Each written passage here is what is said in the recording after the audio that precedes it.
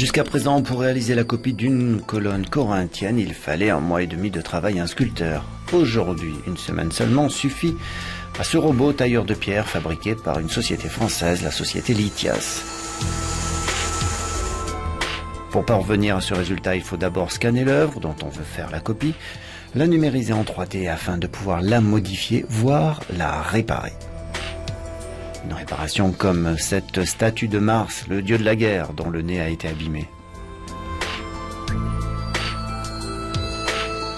Étape suivante, programmer le bras du robot pour qu'il reproduise à l'identique la sculpture numérisée. Ici celle d'un chien, l'outil va chercher les détails, creuser la pierre. Aujourd'hui, ce robot sculpteur sert surtout à numériser les œuvres du patrimoine artistique.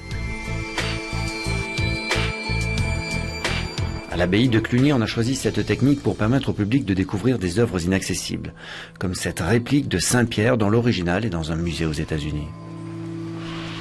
On est dans une copie de qualité muséographique extrêmement intéressante pour le visiteur, alors qu'il n'a évidemment pas accès à l'original puisqu'il est de l'autre côté de l'Atlantique. Reste que pour parvenir à une telle perfection, la machine ne suffit pas.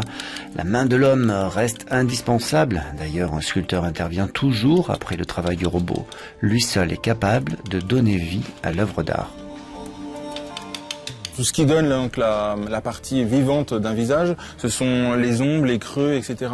Et en fait, moi, je viens apporter donc la partie sensuelle à une pièce, à un morceau de pierre, tout simplement.